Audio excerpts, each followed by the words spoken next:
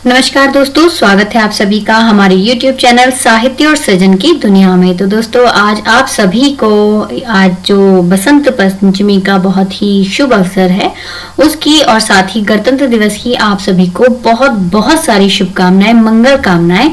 सभी नित नए आयाम गढ़ते रहें, बढ़ते रहें, बढ़ते रहें। चलिए तो शुरू करते हैं हम आज की क्लास। एक्चुअली आज की क्लास हमारी जो हमारी वैचारिक पृष्ठभूमि चल रही थी उसी से संबंधित यह क्लास है और यहाँ पर मैंने बहुत ही महत्वपूर्ण बिंदुओं को लिया है जो परीक्षा में आप लोगों को दिखाई ही देंगे, यानी जो परीक्षा में आप लोगों को ज्यादा से ज्यादा देखने के लिए मिलेंगे। देखिएगा, अस्मिता मूलक विमर्श में दलित, स्त्री, आदिवासी और अल्पसंख्यक विमर्श हमारे हैं। ये चारों विमर्श अपने आप में बहुत महत्वपूर्ण विमर्श हैं और यहाँ से कोई ना कोई एक प्रश्न जरूर आ जाता है, तो इन्हें हमें बहुत ध्यान पूर्वक देखना है। देखिएगा, दलित विमर्श जो करंट विमर्श है आजकल, स्त्री विमर्श तो बहुत पहले से चला आया है, आदिवासी विमर्श और अल्पसंख्यक विमर्श। हालांकि जो अभी प्रश्नों की संख्या है वह आदिवासी विमर्श और दलित विमर्श से बहुत अधिक ली जाती है। स्त्री विमर्श क्योंकि पुराना विमर्श है तो यहाँ से भी जो है प्रश्न उठा लिए जाते हैं। तो हमें क्या करना है कि पहले तो थोड़े से मुख्य मुख्य बिंदु हम लोग देख लेते हैं और उसके बाद हम अपने जो ये वीडियो है उसमें देखेंगे कुछ हमने रचनाएं भी ली हैं। वो रचनाएं, उनके रचनाकार जो बहुत महत्वपूर्ण तथ्य हैं उन्हीं पर थोड़ा सा ध्यान केंद्रित करते हुए वीडियो को आगे बढ़ाएंगे। देखिए, जो ये समय है यानी 20वीं सदी है वो विमर्शों की सदी है और इस सदी में समाज के सभी वंचित समूहों ने अपने हक, अधिकार और अपने अस्तित्व जो एक तरीके से अस्मिता से संबंधित जो पहचान है या अस्मिता की पहचान के लिए निर्णायक लड़ाई छेड़ रखी है। ये लड़ाई किसी के विरुद्ध नहीं है बल्कि अपने पक्ष में लड़ी जा रही है। तो चाहे दलित विमर्श हो, चाहे स्त्री विमर्श, आदिवासी या अल्पसंख्यक, सभी किसी और से लड़ाई नहीं लड़ रहे, किसी और चीज के विरुद्ध लड़ाई नहीं लड़ रहे, केवल अपने लिए, अपनी स्वतंत्रता के लिए, अपने अधिकारों के प्रति एक लड़ाई जो है वो चली आ रही है। यही दलित साहित्य में देखने के लिए मिलेगा, दलित विमर्श में, स्त्री विमर्श में, आदिवासी विमर्श में भी यही है कि सभी, अल्पसंख्यक विमर्श में भी यही है कि सभी अपने ही अधिकारों के लिए लड़ रहे हैं, अपने ही अधिकारों के लिए, अपनी ही पहचान के लिए जो है एक जो जिन पहचान से, जिन सुविधाओं से, जिन परेशानियों से होकर के गुजर रहे हैं उसी को हम विमर्श यहाँ पर देख सकते हैं, विमर्श के रूप में देख सकते हैं। तो दलित विमर्श हो या फिर स्त्री विमर्श, आदिवासी हो या अल्पसंख्यक, सभी का जो मेन बिंदु है वह यही है कि इनकी लड़ाइयाँ किसी और से नहीं है बल्कि ये लड़ाई किसी के विरुद्ध नहीं बल्कि अपने पक्ष में लड़ी जा रही है। इसमें देखेंगे हम कि इन तीनों विमर्शों में जो शोषित समाज है उसके हक के लिए लेखन कार्य किया जा रहा है। तीनों चारों में यही है, उसके हक के लिए लेखन कार्य किया जा रहा है। माननीय जो मैनेजर पांडे हुए हैं उन्होंने स्वानुभूति पर बल देते हुए लिखा है, उनका कथन देख लीजिएगा मैनेजर पांडे का। हम पूरा, मैंने जैसे आप लोगों को बताया कि मुख्य बिंदु ही हम देखेंगे, बहुत ज्यादा हम यहाँ नहीं देख रहे हैं क्योंकि अभी हमारी परीक्षा सर पर है, तो उसी तरीके से हम यहाँ पर तैयारी कर रहे हैं। बाकी जो विस्तृत हमारी सीरीज चलेगी विस्तृत वाली, वो हमारी नेक्स्ट एग्जाम यानी जून के लिए हम तैयार करेंगे। यहाँ अभी हम फरवरी की तैयारी कर रहे हैं तो उसी तरीके अनुरूप हम लोग शॉर्ट यहाँ पर देख रहे हैं। देखिएगा, जहां तक जो दलित साहित्य है उसकी अवधारणा की बात है तो दलित साहित्य के दो रूपों में दलित साहित्य को हम देख सकते हैं। एक तो दलितों के द्वारा दलितों के बारे में, ठीक है, दलितों के द्वारा और दलितों के बारे में लिखा गया साहित्य, और दूसरा दलितों के बारे में गैर दलितों द्वारा लिखा गया साहित्य। तो इसी तरीके से दो वर्ग समाज में है, एक तो वह जो स्वयं दलित है और अपना साहित्य लिख रहे हैं, एक वह जो दलित नहीं है लेकिन दलितों के लिए साहित्य लिख रहे हैं। तो इसी तरीके से दो वर्गों में विभाजित यहाँ दलित साहित्य हमारा हो जाता है। रही दलित विमर्श की बात, तो दलित विमर्श क्या है? दलित शब्द का अगर कोई शाब्दिक अर्थ पूछता है तो दलित का अर्थ होता है दलन किया हुआ। इसके तहत वह हर एक व्यक्ति आ जाता है जिसका शोषण या उत्पीड़न हुआ हो। रामचंद्र जो वर्मा जी हैं उनके शब्दकोश में दलित का अर्थ लिखा हुआ है मसला हुआ, मर्दित या दबाया, कुचला, रोंदा हुआ या विनिष्ट किया हुआ। इससे आगे हम आगे चलते हैं कि जो हमारे भीमराव अंबेडकर जी थे उनके आंदोलनों के बाद जो दलित शब्द है हिंदू समाज व्यवस्था में सबसे निचले पायदान पर स्थित हजारों वर्षों से जो अस्पृश्य समझी जाने वाली तमाम जातियां थी उनके लिए सामूहिक रूप से प्रयोग होता है। अब दलित पद अस्पृश्य समझे जाने वाली जातियों की एक आंदोलन धर्मिता का परिचायक बन गया है और भारतीय संविधान में इन जातियों को अनुसूचित जाति नाम से जाना जाता है। ठीक है, भारतीय संविधान में जो जिनको मैं दलित, यहाँ पर दलित विमर्श की बात चल रही है, तो यहाँ पर इनकी जो जातियां हैं उसको अनुसूचित जाति के नाम से जाना जाता है। दलित का अर्थ शंकराचार्य ने मधुराष्टम में द्वैत से लिया है। उन्होंने दलितम मधुरम कह करके श्री कृष्ण को संबोधित किया है। इसके तहत आगे हम देखते हैं कि भारत में जो दलित आंदोलन है उसका की शुरुआत ज्योतिराव गोविंद राव फूल के नेतृत्व में हुई थी। देखिए, ज्योतिबा फूले जी नाम कह रहे हैं। भारत में जो दलित आंदोलन है इसकी शुरुआत ज्योतिराव के नेतृत्व में हुई। ज्योतिबा जाति के माली थे, जाति से ये कहते हैं माली थे, और समाज के ऐसे तबके से संबंध रखते थे जिन्हें उच्च जाति के समान अधिकार नहीं प्राप्त होते थे। तो इन्होंने सबसे पहले जो ये आंदोलन था ये चलाया। इसके बावजूद ज्योतिबा फूले ने हमेशा तथाकथित नीची जाति के लोगों के अधिकारों की पैरवी भी की है। हम देखेंगे यहाँ पर आगे और जो मेन बिंदु है उनको देखते हैं कि एक बात और जिसका जिक्र किए बिना दलित आंदोलन की बात बेमानी होगी। अब वो बात क्या है देख लीजिएगा। दरअसल जो बौद्ध धर्म था, बौद्ध धर्म ईसा पूर्व 600 ईस्वी में ही बौद्ध धर्म ने हिंदू समाज के निचले तबके के अधिकारों के लिए आवाज उठाई, और भगवान गौतम बुद्ध ने इसके साथ ही बौद्ध धर्म के जरिए एक सामाजिक और राजनीतिक क्रांति लाने की भी पहल की। ठीक है, फिर इसे राजनीतिक क्रांति कहना इसलिए जरूरी है क्योंकि उस समय सत्ता पर धर्म का आधिपत्य था और समाज की दिशा धर्म के द्वारा ही तय की जाती थी। ऐसे में समाज के निचले जो तबके के लोग थे, वो क्रांति की जो दिशा भगवान बुद्ध ने दिखाई थी वो आज भी प्रासंगिक है।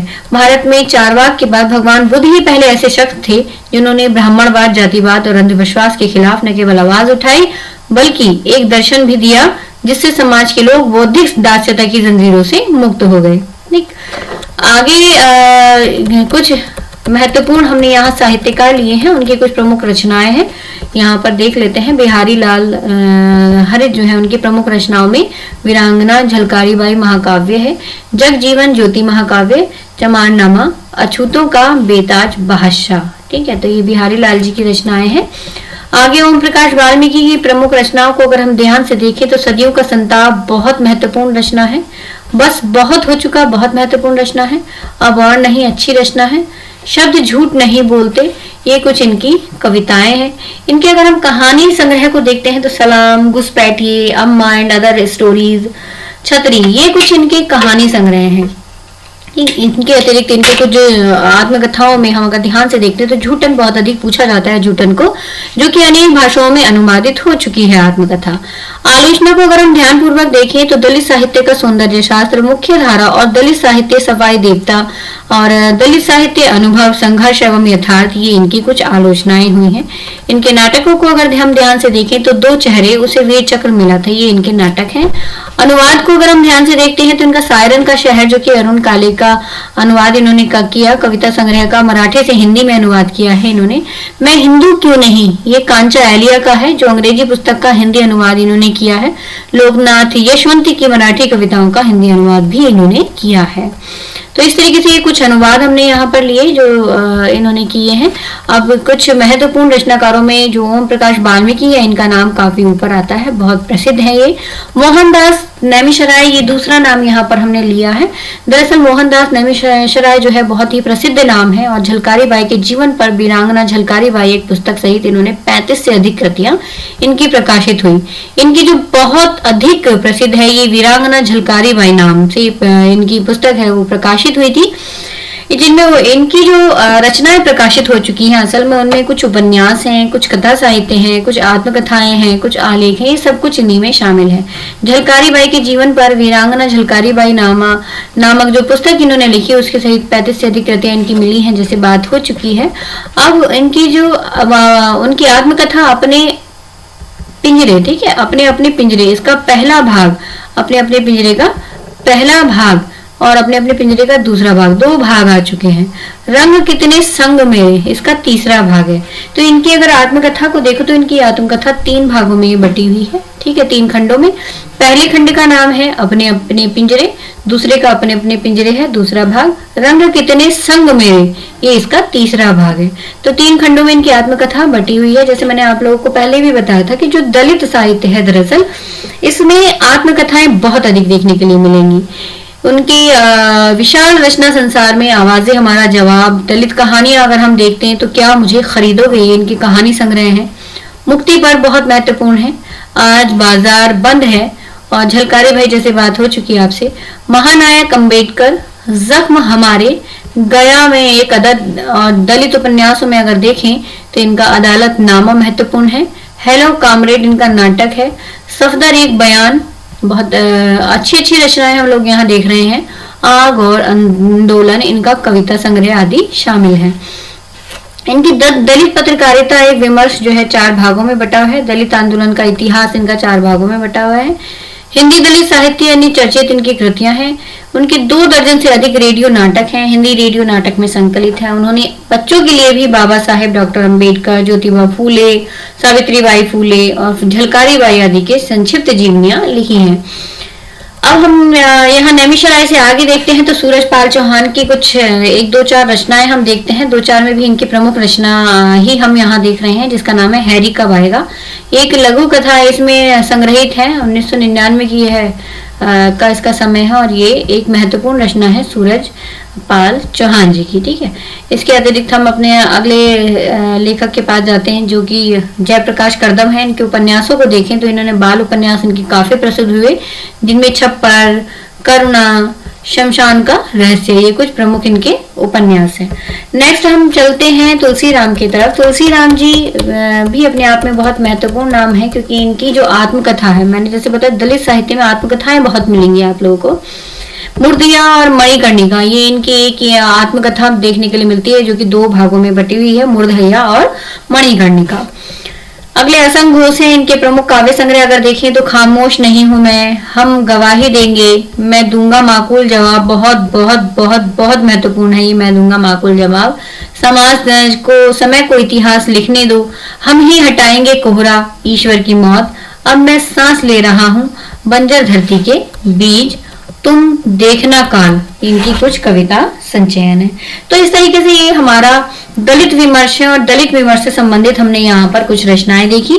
अब हम स्त्री विमर्श की तरफ चलते हैं। स्त्री विमर्श भी अपने आप में बहुत बड़ा विमर्श है। यहाँ पर हम वही संक्षिप्त बिंदु, महत्वपूर्ण बिंदु यहाँ देख रहे हैं, और उसी के माध्यम से हम पूरा ये विमर्श देखेंगे। देखिए, स्त्री विमर्श उस साहित्यिक आंदोलन को कहा जाता है जिसमें स्त्री अस्मिता को केंद्र में रख करके संगठित रूप से स्त्री साहित्य की रचना की गई है। हिंदी साहित्य में अगर देखा जाए तो स्त्री विमर्श अन्य अस्मिता मूलक विमर्शों की भांति ही मुख्य विमर्श रहा, जो कि लिंग विमर्श पर आधारित है। स्त्री विमर्श को अंग्रेजी में फेमिनिज्म कहा जाता है, आप सभी को ये चीज मालूम होगी। शुरुआत में हिंदी में इसके लिए नारीवाद शब्द का प्रचलन रहा है। स्त्री विमर्श 20वीं शताब्दी का देन माना जाता है, कि 20वीं शताब्दी की देन है। और इसके अतिरिक्त जो इसमें और कुछ महत्वपूर्ण पॉइंट है वो देख लेते हैं। दरअसल ये मैंने शॉर्ट में भी इनके नाम लिखे हैं, लेकिन यहाँ पर थोड़ा सा विस्तार से हम 2-4 बिंदु जरूर देखेंगे। जैसे 20वीं शताब्दी की अगर हम बात करें तो कुछ लोग इसका प्रारंभ, नारीवाद का प्रारंभ जो है वो सिमोन द बुआ की पुस्तक थी द सेकंड सेक्स। ठीक है, तो द सेकंड सेक्स के प्रकाशन वर्ष से इसका समय मानते हैं स्त्री विमर्श का। कुछ मैरी एलमन की पुस्तक थी thinking about women, thinking about women, ये मैरी एलमन की पुस्तक है, उससे जो है नारी विमर्श का समय मानते हैं। लेकिन अधिकांश विद्वान इस तरह के किसी वर्ष विशेषांक को स्त्री विमर्श का प्रस्थान बिंदु मानना उचित नहीं समझते, क्योंकि 20वीं शताब्दी में ही इससे पहले भी स्त्री का अलग पहचान, उसके स्वतंत्र अस्तित्व और उसके अधिकारों की समस्याओं को उठाने जाने लगा था। तो उदाहरण के लिए जैसे वर्जीनिया वुल्फ है, उन्होंने अपनी पुस्तक a room of one's own यानी अपना निजी कक्ष 1929 में लिखा था, और इन्होंने इसमें लिखा था कि व्हाइट हाउस के पास से गुजरते हुए किसी भी स्त्री को अपनी स्त्रीत्व का बोध होते ही अपनी चेतना में अचानक उत्पन्न होने वाली दरार को लेकर आश्चर्य होता है, और मानव सभ्यता की सहज उत्तराधिकारणी होने पर, मानव सभ्यता की सहज उत्तराधिकारणी होने पर भी इसके बाहर, इसके परीखे और उसके आलोचक किसी कैसे हो गई है। तो ये आप लोगों को जो मेन बात ध्यान रखनी है, एक तो ये प्रारंभ में फ्रांसीसी लेखक सिमोन द बुआ की पुस्तक द सेकंड सेक्स के प्रकाशन वर्ष से माना जाता है इसका समय। एलमन की पुस्तक थिंकिंग अबाउट वुमेन के प्रकाशन वर्ष से भी मानते हैं कुछ लोग। ठीक है, वर्जीनिया वुल्फ की जो पुस्तक थी उसमें यूरोप और अमेरिका की स्त्री विमर्श को ही नहीं बल्कि भारतीय स्त्री विमर्श को भी प्रभावित किया। यहाँ देखिएगा, मैं यहाँ हूँ। हिंदी की घोषित नारीवाद लेखिका प्रभा खेतान, जिन्होंने उपनिवेश में स्त्री 2003 में इस पुस्तक से प्रभावित हुई हैं और सिमोन द बुआ की पुस्तक द सेकंड सेक्स से भी प्रभावित हैं। यूरोप और अमेरिका में नारीवाद ने 20वीं शताब्दी के अंतिम दशकों में खूब जोर पकड़ा और मोनिक विटिंग कार्टे मिलेट और जूलिया क्रिस्टिव हेलेनन सिक्सेस और एलिन मोर्स एलिन सोवागी, कुछ नाम मैंने यहाँ पर दिए हुए हैं। अनेक नारीवादी लेखिकाओं की प्रकाशित पुस्तकें हम लोग देख सकते हैं। ठीक है, हालांकि जो महत्वपूर्ण है यहाँ पर बहुत महत्वपूर्ण पार्ट हमारे लिए कोई नहीं है। आगे चलते हैं, कुछ महत्वपूर्ण रचनाएं हम यहाँ देखते हैं जो नारी विमर्श से संबंधित हैं और नारी विमर्श की दृष्टि से कुछ महत्वपूर्ण पुस्तकें कौन कौन सी हैं, जैसे बाधाओं के बावजूद नई औरत, उषा महाजन 2001, स्त्री सरोकार आशा रान बोहरा, हम सभ्य स्त्रियां या औरतें, स्त्रीत्व विमर्श ये समाज और साहित्य क्षमा शर्मा का है और हम सभ्य औरतें मनीषा का है। स्वागत है बेटी विभा देव सरे, फिर स्त्री घोष कुमुद शर्मा, भारत औरत के लिए औरत नासिरा शर्मा, बहुत अधिक महत्वपूर्ण है औरत के लिए औरत। इसके अतिरिक्त अगला है खुली खिड़कियां, मैत्रेय पुष्पा का खुली खिड़कियां है 2003, उपनिवेश में स्त्री प्रभा खेतान, ये कुछ महत्वपूर्ण है। इसके अलावा ये भी अन्य भी महत्वपूर्ण ही है। परिधि पर स्त्री, ये मृणाल पांडे का महत्वपूर्ण रचना है। देह की राजनीति से देश की राजनीति तक मृणाल पांडे, दुर्गा द्वार पर दस्तक कात्यायनी, स्त्री का समय क्षमा शर्मा, स्त्रीत्व का मानचित्र अनामिका, होवा की बेटी दिव्या जैन, उपनिवेश में स्त्री प्रभा खेतान, ये मैंने निशान लगा दिया। उपनिवेश में स्त्री हमने पहले भी देख चुके हैं, प्रभा खेतान का है ये। खुली खिड़कियां मैत्रेय पुष्पा का है। औरत के हक में ये तस्लीम नसरीन की रचना है। इसके अलावा औरत के हक के अलावा स्त्री संघर्ष का इतिहास राधा कुमार, सांप्रदायिक दंगे और नारी नूतन सिन्हा, संघर्ष के बीज ये इलिना सेन, स्त्रीत्ववादी साहित्य विमर्श जगदीश्वर चतुर्वेदी, और इसके अलावा अधीन जमीन उपेंद्रनाथ अश्क, रेणु की नारी दृष्टि डॉक्टर अल्पना तिवारी, फिर चुकते नहीं सवाल मृदुला गर्ग और नारी प्रश्न सरला माहेश्वरी। फिर स्वागत है बेटी, बहुत महत्वपूर्ण रचना है विभा देव सरे की, स्वागत है बेटी विभा देव सरे, जीवन की तनी डोरिये स्त्रियां नीलम कुलश्रेष्ठ, स्त्री पुरुष कुछ पुनर्विचार राज किशोर की ये रचना है। फिर स्त्री के लिए जगह राज किशोर की भी स्त्रीत्ववादी विमर्श समाज और साहित्य क्षमा शर्मा की रचना है। धर्म के नाम पर गीतेश शर्मा और विद्रोही स्त्री जर्मन ग्रेयर, स्त्री अधिकारों का औचित्य साधन मेरी वॉल्स्टन क्रॉफ्ट और औरत की कहानी, संपादक हैं इसके सुधा अरोड़ा। गुड़िया भीतर गुड़िया बहुत पीछा जाता है मैत्रेय पुष्पा का, गुड़िया भीतर गुड़िया ये मैत्रेय पुष्पा का है। ये गुमशुदा औरत की डायरी सिमोन द बुआ। औरत होने की सजा अरविंद जैन, उत्तराधिकार बनाम पुत्राधिकार अरविंद जैन, यौन हिंसा और न्याय की भाषा अरविंद जैन, न्याय क्षेत्र में अन्याय अरविंद जैन, बचपन में बलात्कार अरविंद जैन, औरत अस्तित्व और अस्तित्ववाद मतलब हम देखेंगे यहाँ पर ये महत्वपूर्ण रचनाएं। यहाँ पर औरत अस्तित्व और अस्मिता ये अरविंद जैन की रचना है। आदमी की निगाह में औरत राजेंद्र यादव की बहुत महत्वपूर्ण रचना है। अतीत होती सदी और स्त्री का भविष्य अर्चना वर्मा की रचना है। औरत उत्तर कथा राजेंद्र यादव की रचना है। इनके अतिरिक्त भी कुछ अनेक लेखिकाएं जो नारीवादी होने का दावा कर रही हैं और नारीवादी साहित्य में सृजन में संलग्न है। और भारतीय नारीवाद की अगर हम आंदोलन की शुरुआती समय को देखते हैं तो नवजागरण से कहीं ना कहीं इसका शुरुआत हम देखते हैं। नारीवादी आंदोलन का शुरुआत नवजागरण के साथ हुई। राजा राम मोहन राय ने जिन्होंने 1818 में सती प्रथा का विरोध किया और उनके प्रयत्नों के फलस्वरूप 1829 में लॉर्ड विलियम बेंटिंक ने सती प्रथा को गैर कानूनी भी घोषित किया। फिर बाल विवाह हो या विधवा विवाह हो, बहुपत्नी प्रथा हो कि इसके विरोध में लड़ते हुए राजा राम मोहन राय स्त्री के पक्षधर नजर आते हैं। स्वामी विवेकानंद और स्वामी दयानंद सरस्वती ने भी स्त्री शिक्षा पर जोर दिया। इस प्रकार अमेरिका में कुछ शुरू हुआ यह आंदोलन भारत में स्त्री जाति की चेतना का स्वर बन गया। स्त्रियों की स्वतंत्रता और समानता के लिए कई महिला सुधारकों ने भी महत्वपूर्ण भूमिका अदा की। देखिए महिला सुधारकों ने अदा की। इसके अलावा जो इसमें मेन पॉइंट है वो ये है, ये जो रमाबाई है, ठीक है, रमाबाई ने 1882 में प्रकाशित अपनी पुस्तक, इनकी पुस्तक प्रकाशित हुई थी, स्त्री धर्म नीति के माध्यम से स्त्रियों का जागृत कर उन्हें स्वावलंब और स्वतंत्रता का पाठ पढ़ाया। उन्होंने स्त्री शिक्षा को लेकर के ये कड़ा परिश्रम किया। वे स्त्रियों के लिए सम्मान व समान वेतन प्राप्त करने के पक्ष में लगातार लड़ती रही। सन 1883 में उन्होंने पितृसत्ता के विरोध में the high cast Hindu women पुस्तक लिखी। विधवाओं और परित्यक्ताओं के लिए उन्होंने शारदा सदन की स्थापना की। ये कुछ चीजें हैं, मैं यहाँ अंडरलाइन कर रही हूँ, आप लोग देख लीजिएगा ध्यान से दोस्तों। और ये सन 1883 में इन्होंने पितृसत्ता के विरोध में the high cast Hindu women पुस्तक लिखी और विधवाओं पर त्यागों के लिए उन्होंने शारदा सदन की स्थापना की। शारदा सदन की स्थापना की, ठीक है। वे स्त्री पुरुष के परस्पर सहयोग व समानता के भाव पर बल देती हुई कहती हैं कि यह विस्तृत सांसारिक जिंदगी किसी महाकाव्य की तरह है जिसके दो पहलू हैं, वाम और दक्षिणा। वाम पहलू और नारी और दक्षिण पहलू पुरुष, ठीक है। वाम पहले मतलब नारी और दक्षिण पहलू पुरुष। तो जब दोनों पहलू संतुलन में कार्य करते हैं तभी प्रसन्नता और सुख का अनुभव हो सकता है। ज्योतिराव फूले, उनकी पत्नी सावित्री बाई फूले थी, ठीक है। ज्योतिराव की जो पत्नी थी सावित्री बाई फूले थी। स्त्रियों के सुधार के लिए इन्होंने भी बहुत महत्वपूर्ण कार्य किए। सावित्री बाई फूले ने भी स्त्रियों के सुधार के लिए महिला सेवा मंडल की स्थापना की, ठीक है। महिला सेवा मंडल की स्थापना हुई। फिर फूले दंपति ने सन 1848 से लेकर के सन 1952 तक लगभग 18 पाठशालाएं खोली और उसके साथ साथ उन पाठशालाओं का संचालन और प्रबंध जो है सावित्री बाई की ही किया करती थी। तो उन्होंने स्वयं ही पाठशालाओं का पाठ्यक्रम बनाया और उसे कार्यान्वित भी किया। प्रारंभ में लड़कियों की जो शिक्षा थी उसका विरोध जो है देखा गया, लेकिन बाद में लोग स्त्री शिक्षा के महत्व को भी समझने लगे। जो कन्याशालाएं थी वो अधिक संख्या में खुलने लगी। फिर आगे चल करके सन 1855 में ज्योतिराव फूले ने पुणे में रात्रि पाठशाला खोली, ठीक है गाइस। यहाँ पर हमारी थोड़ी सी चीजों में हम कहीं चूके रहे, यहाँ पर थोड़ी सी मिस्टेक हुई है, वो मैं आप लोगों को दिखा देती हूँ अभी, क्योंकि मेरा उद्देश्य आप तक गलत जानकारी देना नहीं है।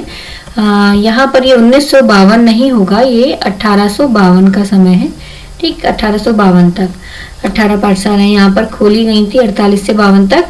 फिर 1855 में इन्होंने जो रात्रि पाठशाला है वो खोली। ज्योतिराव फूले ने पुणे में रात्रि पाठशाला खोली थी 1855 में। यह जो पाठशाला है उसमें दिन भर काम करने वाले मजदूर, किसान और गृहिणियां पढ़ने आती थी और भारत की पहली रात्रि पाठशाला यह बनी।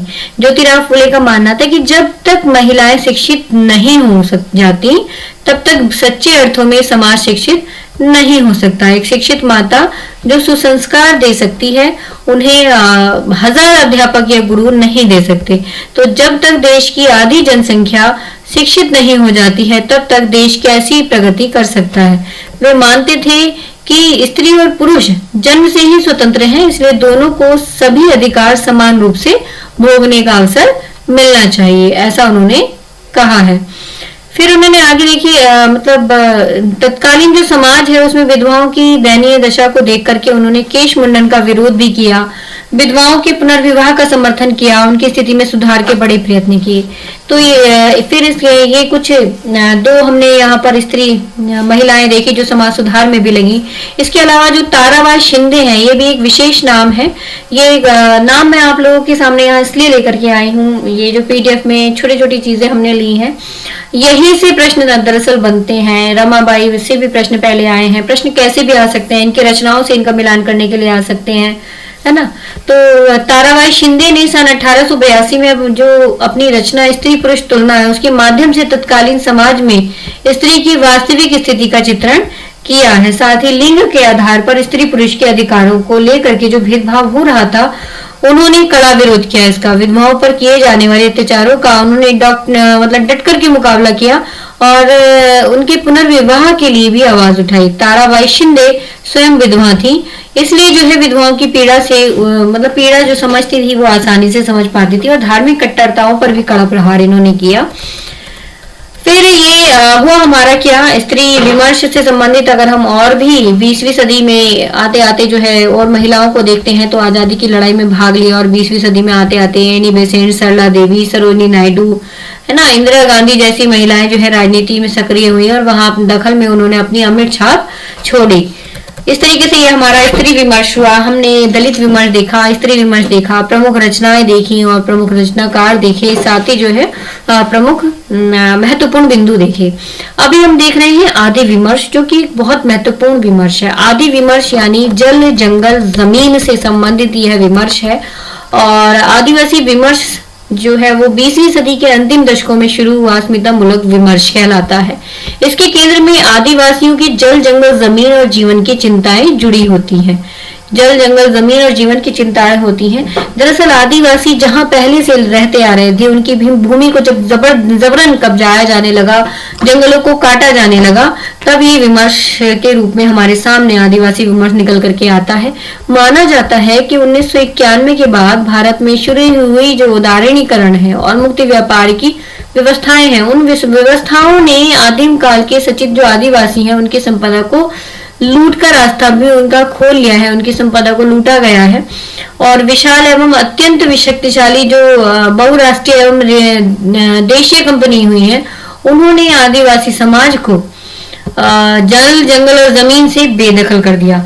तो इसने आदिवासी इलाकों में बड़े पैमाने पर विस्थापन को जन्म दिया। बड़ी संख्या में जो आदिवासी थे वो बड़ी संख्या में निकले यहाँ से, और यहाँ से निकल करके महानगरों में जैसे दिल्ली, कोलकाता आदि में आने को विवश हो गए। दार्जिलिंग, छत्तीसगढ़, झारखंड के जो रहने वाले थे आदिवासी लोग, छत्तीसगढ़ झारखंड वाले, वो वहां से निकले और फिर दिल्ली, कोलकाता आ गए। और आने के लिए कह सकते हैं कि आ गए, आने के लिए जब विवश थे तो उन्हें आना पड़ा। तो इन आदिवासी लोगों के पास न धन था, न आधुनिक शिक्षा थी। शहरों में दिहाड़ी मजदूरी और घरेलू नौकर बनने को बाध्य हो गए। तो विशाल कायन महानगरों में इनकी जो संस्कृति है, लोक गीतों और साहित्य को भी निगल लिया है। और नई पीढ़ी और कुछ आदिवासियों ने शिक्षा हासिल की और अवसरों का लाभ उठाया, सामर्थ्य अर्जित किया। इस तरीके से कुछ विशेष पॉइंट है आदिवासियों से संबंधित। अब सीधे पहुंचते हैं हम कुछ आदिवासी रचनाओं पर। ठीक है, आदिवासी के बारे में भी यही कि एक वह वर्ग जो स्वयं आदिवासी और आदिवासी साहित्य लिखता है, एक वह वर्ग जो आदिवासी नहीं है और साहित्य आदिवासी जिसने लिखा है, एक वह जिसके अंदर आदिवासियत के तत्व वाला साहित्य की जो है एक तरीके से जिसमें आदिवासियत के तत्व वाला साहित्य की आदिवासी साहित्य कहा जाता है। तो ये आदिवासी दर्शन यानी आदिवासियत, तो तीन अवधारणाएं देखी जाती हैं समाज में। आदिवासी विषय पर लिखा गया साहित्य आदिवासी साहित्य, आदिवासियों द्वारा लिखा गया साहित्य आदिवासी साहित्य, फिर आदिवासियत के तत्वों वाला साहित्य भी आदिवासी साहित्य कहलाता है। तो इस तरीके से दोस्तों ये हमारे कुछ महत्वपूर्ण पॉइंट। इसके अलावा हम अगला देखते हैं। इसमें अगर हम देखते हैं कि आदिवासी लेखक हैं तो रमणिका गुप्ता हैं और संजीव राकेश हैं, महुआ माझी हैं, बजरंग तिवारी हैं, गणेश देवी हैं। कुछ गैर आदिवासी लेखक भी हैं जिसमें हरिराम मीणा, महादेव टोपी, आईवा संदा, ये कुछ आदिवासी लेखक हैं। और कुछ गैर आदिवासी हैं, कुछ आदिवासी हैं। तो इस तरीके से जो है आदिवासी साहित्य लिखा जा रहा है। और इस विमर्श को लेकर के एक महत्वपूर्ण चीज और भी है जो हमें थोड़ा ध्यान रखना है। दरअसल आदिवासी साहित्य में रांची घोषणा पत्र का अपना एक अहम योगदान है, अपनी एक अहम भूमिका है। आदिवासी साहित्य की बुनियादी शर्त उसमें आदिवासी दर्शन का होना है और उसके मूल तत्व है। तो प्रकृति की लय, ताल और संगीत का जो अनुसरण करता हो, आदिवासी साहित्य की अपनी कुछ बुनियादी शर्त है जिसमें आदिवासी दर्शन का होना उसके मूल तत्व हैं। जैसे प्रकृति की लय, ताल और संगीत का जो अनुसरण करता हो, जो प्रकृति और प्रेम के आत्मीय संबंध और गरिमा का सम्मान करता हो, वह आदिवासी है। जिसमें पुरखा पूर्वजों के ज्ञान, विज्ञान, कला कौशल और इंसानी बेहतरी के अनुभवों के प्रति आभार हो, वह आदिवासी आदिवासियों में शामिल हो सकता है, उनका लेखन कर सकता है। जो समूचे जीव जगत की अवहेलना नहीं करता, वह आदिवासी लेखन कर सकता है, आदिवासियों में गुण मिल सकता है। जो धन लोलुप और बाजारवादी हिंसा और लालसा को नकारता हो। ये जो घोषणा पत्र है, मैं फिर दिखा देती हूँ आपको। आदिवासी साहित्य का जो यह घोषणा पत्र है, रांची घोषणा पत्र कहलाता है और बहुत बहुत महत्वपूर्ण ये घोषणा पत्र है। इसके पॉइंट है हम देख रहे हैं। छठा पॉइंट है इसमें जीवन के प्रति आनंद में आदम में जिजीविषा हो, जिसमें सृष्टि और समष्टि के प्रति कृतज्ञता का भाव हो, जो धरती को संसाधन की बजाय माँ और मान करके, मतलब माँ मान करके उसके बचाव और रचाव के लिए खुद को उसकी संरक्षक मानता हो। तो जिसमें रंग, नस्ल और लिंग, धर्म आदि का विशेष आग्रह ना हो, जो हर तरह की गैर बराबरी के खिलाफ हो, जो भाषाई और सांस्कृतिक विविधता और आत्मनिर्भर के अधिकार पक्ष में हो, जो सामंती, ब्राह्मणवाद, धन लोलू, बाजारवाद, शब्दावलियों, प्रतीकों, मिथकों और व्यक्तिगत महामंडल से असहमत हो। तो इस तरीके से जो महिमा मंडल से असहमत हो, ऐसा व्यक्ति भी आदिवासी जो संगठन है, आदिवासी साहित्य लिख सकता है, आदिवासियों में शामिल हो सकता है, उनको समझ सकता है। जो सह अस्तित्व, समता, सामूहिक सहजीवता, सहभागिता और सामंजस्य को अपना दार्शनिक आधार मानता हो, रच रचाव में यकीन करता हो, वह आदिवासी साहित्य लिख सकता है। सहानुभूति, स्वानुभूति और सहानुभूति और स्वानुभूति के बजाय सामाजिक अनुभव जिसका प्रबल संगीत हो, और मूल आदिवासी की जो भाषाएं हैं उसमें अपना विशिष्ट, एक तरीके से विश्व दृष्टिकोण के साथ जो प्रमुख अभिव्यक्ति कहना चाहिए, अभिव्यक्ति हुआ हो या अभिव्यक्त हुआ हो, मूल आदिवासी भाषाओं में अपने विशिष्ट दृष्टिकोण के साथ जो प्रमुखतः अभिव्यक्त हुआ हो, वह आदिवासी है। तो इस तरीके से ये हमारा राष्ट्रीय का घोषणा पत्र के महत्वपूर्ण बिंदु है। एक दोस्तों इसी में मैंने यहाँ बीच में ले लिया है एलिस एक्का। दरअसल इसी में एक ये विशेष नाम एलिस एक्का मुझे याद आया था अचानक, तो मैंने इसको पीडीएफ के बीच में यहाँ नोट डाउन कर लिया। दरअसल एलिस एक्का जो है हिंदी साहित्य की पहली दलित कथा लेखिका भी मानी जाती है और आदिवासी पत्रिका के जनवरी 1962 के अंक में छपी इनकी कहानी थी दुर्गा के छठे बच्चे और एल्मा की कल्पनाएं, हिंदी की पहली दलित कहानी जिसको माना जाता है। इस कहानी के केंद्र में दो अवर्ण महिलाएं हैं और एक आदिवासी, दूसरी दलित, और दोनों एक दूसरे के सुख और दुख के साथ खड़ी हुई हैं। ध्यान रखना मैं कहां पर क्या चीज बोल रही हूँ, ठीक है। तो एक सेकेंड, ये हाईलाइट ज्यादा हो गया था तो वो आप लोगों को शायद दिखाई ना दिया हो। ठीक है, 1962 के अंक में एक कहानी छपी थी दुर्गा के बच्चे और एल्मा की कल्पनाएं, हिंदी की पहली दलित कहानी है। इस कहानी के केंद्र में दो अवर्ण महिलाएं हैं, एक आदिवासी और दूसरी दलित है।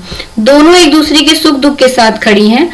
एलिस एक्का के जीवन काल में उनकी सारी रचनाएं प्रमुख रूप से तत्कालीन बिहार सरकार द्वारा रांची से प्रकाशित आदिवासी पत्रिका में छपी हैं। ये जो मैं पॉइंट आप लोगों के साथ बीच में यहाँ शेयर कर रही हूँ, दरअसल ये बहुत बहुत बहुत बहुत महत्वपूर्ण है एलिस एक्का। ठीक है, इनसे संबंधित कोई जहां तक मैं बोल रही हूँ मेरी तरफ से 99% ये गैस है कि यहाँ से एक सवाल जरूर आएगा एलिस एक्का से। उन दिनों यह पत्रिका आदिवासियों की रचनाएं छपा करती थी। इसमें अथक श्रम और शोध के बाद आदिवासी साहित्यकार और संस्कृति कर्मी थी वंदना टेटे। उन्होंने क्या किया, इनकी सारी कहानियां ली और उनकी रचनाओं को खोज निकाला, इनकी रचनाओं को, और उनका प्रकाशन कथा साहित्य एलिस एक्का की कहानियों के रूप में इन्होंने राधा कृष्ण राजकमल दिल्ली से प्रकाशित कराई इनकी सारी कहानियां। और इस संकलन में उनकी मौलिक हिंदू का मतलब जो भी मौलिक हिंदी कहानियां और खलील जिब्रान के साहित्य का अनुवाद भी शामिल इसमें साथ में किया गया है। तो इस तरीके से जो एलिस एक्का है वो मुझे बहुत महत्वपूर्ण लगी, मैंने आप लोगों को बताया। अब कुछ आदिवासी अगर हम रचनाएं देखें तो राकेश वत्स की रचना है जंगल के आसपास, राकेश वत्स की रचना है जंगल के आसपास। ठीक है, इसमें सोन नदी के तट पर बसने वाले आदिवासियों से संबंधित यह कथा है। दूसरी महत्वपूर्ण रचना है बनतरी। ठीक है, बनतरी है ये सुरेंद्र श्रीवास्तव की रचना है।